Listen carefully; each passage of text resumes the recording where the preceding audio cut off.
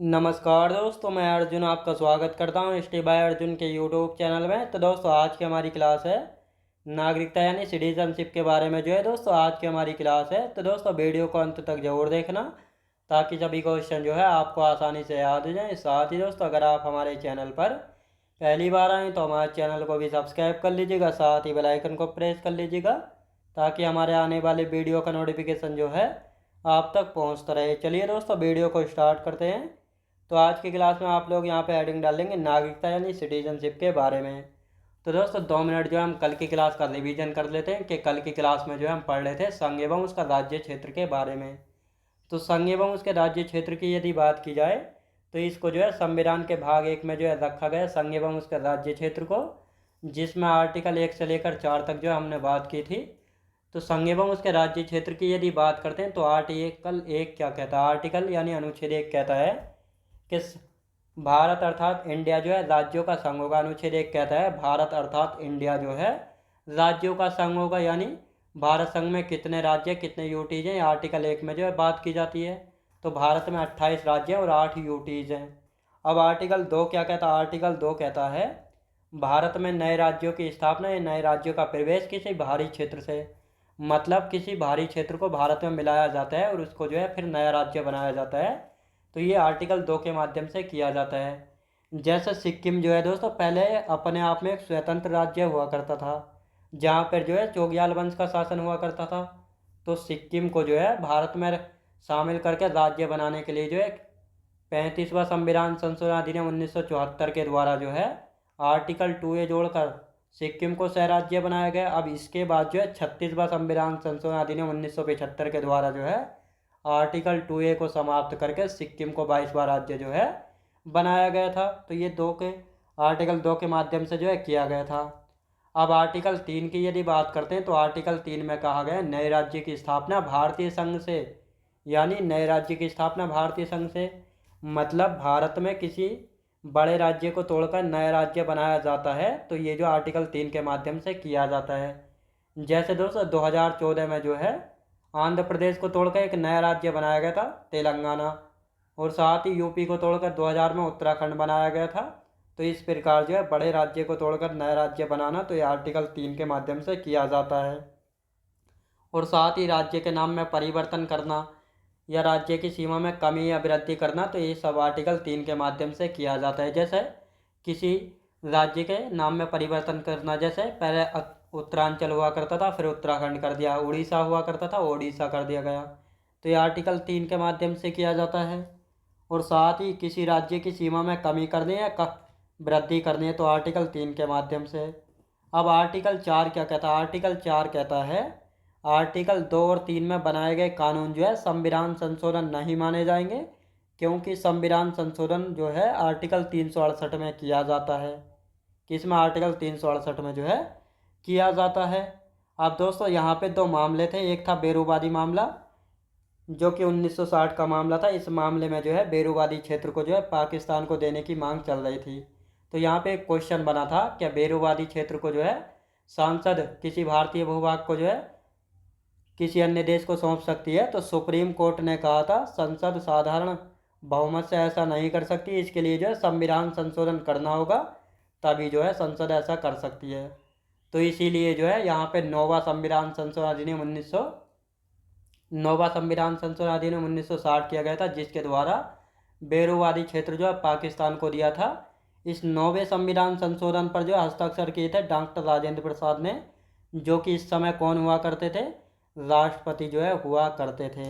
दूसरा मामला था दोस्तों यानी 100वां संविधान संशोधन अधिनियम 2015 के तहत भारत ने कितने क्षेत्र बांग्लादेश को दिए थे, 111 क्षेत्र दिए थे, और बांग्लादेश ने कितने दिए थे, मात्र 51 क्षेत्र दिए थे।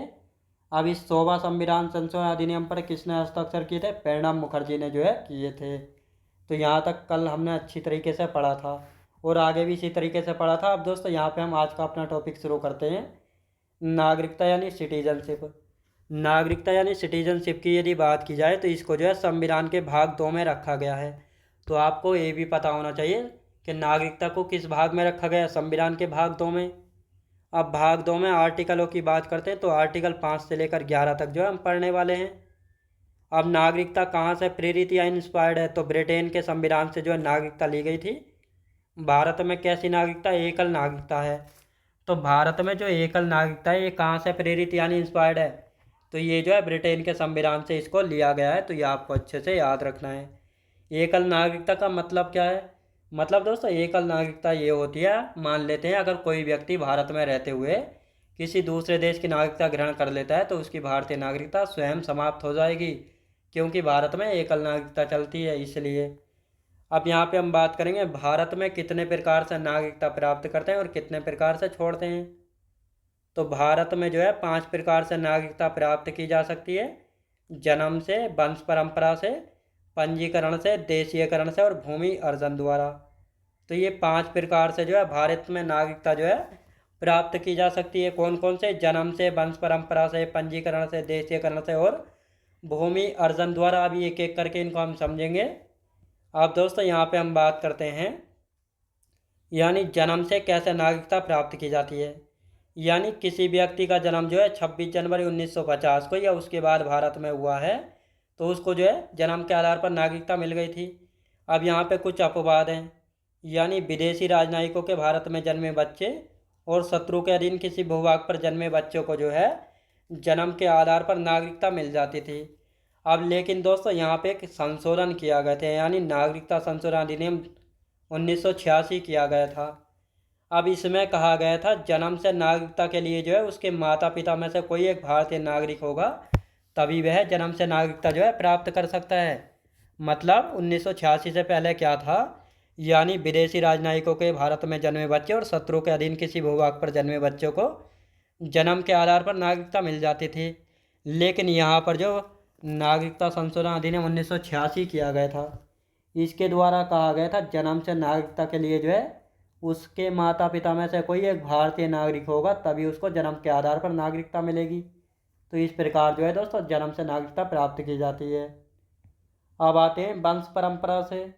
तो वंश परंपरा की यदि बात करते हैं, इसमें कहा गया है विदेश में किसी का जन्म 26 जनवरी 1950 को या उसके बाद हुआ है तो जन्म के समय माता पिता में से कोई एक भारतीय नागरिक है तो उसको जो है वंश परंपरा के अनुसार नागरिकता मिल जाती थी।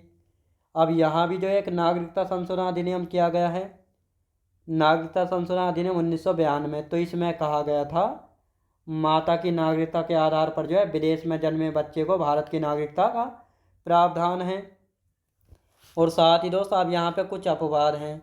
यहाँ पे कहा गया है 3 दिसंबर 2000 के बाद जो है भारत के बाहर जन्मे बच्चे को वंश परंपरा के आधार पर नागरिकता नहीं दी जाएगी, बल्कि यहाँ पे एक शर्त यानी कंडीशन लग गई थी, यानी जन्म के 1 वर्ष के भीतर जो है भारतीय वाणिज्यिक दूतावास में पंजीकरण कराना होगा। तो अब यहाँ पे कहा गया कि वंश परंपरा के अनुसार जो है अगर किसी को नागरिकता लेनी है तो विदेश में जन्मे किसी, यानी विदेश में किसी का जन्म 26 जनवरी 1950 को हुआ है या उसके बाद हुआ है तो जन्म के समय उसके माता पिता में से कोई एक भारतीय नागरिक है तो जन्म के समय में जो है नागरिकता उसको मिल जाती थी वंश परंपरा के अनुसार। अब यहाँ भी जो एक नागरिकता संशोधन अधिनियम 1992 में किया जाता है, इसके तहत किया गया है कि विदेश में जन्मे बच्चे को जो है माता की नागरिकता के आधार पर जो है नागरिकता का प्रावधान है।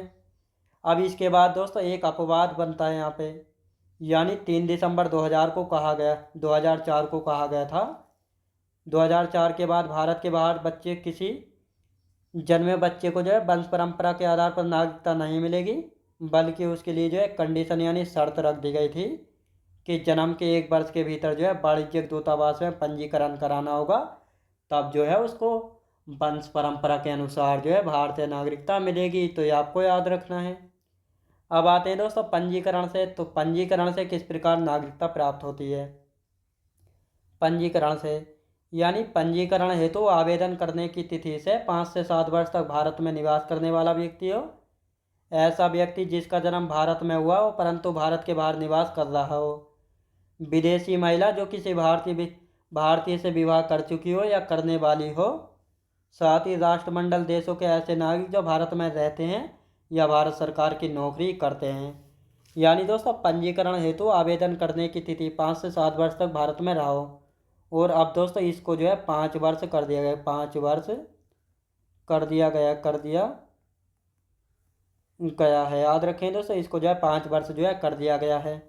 भारत में निवास करने वाला व्यक्ति हो और ऐसा व्यक्ति जिसका जन्म जो है भारत में हुआ हो परंतु भारत के बाहर निवास कर रहा हो।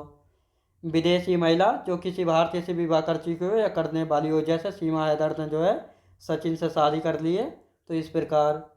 साथ ही राष्ट्रमंडल देशों के ऐसे नागरिक जो भारत में रहते हैं या भारत सरकार की नौकरी करते हैं।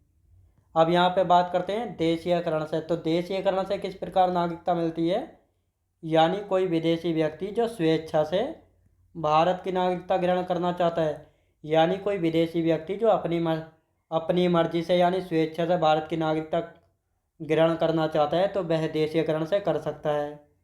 इसके लिए भारत की नागरिकता के आवेदन के लिए 1 वर्ष से भारत में रह रहा हो और कुल मिलाकर जो है 5 वर्षों तक जो है भारत में रहा हो।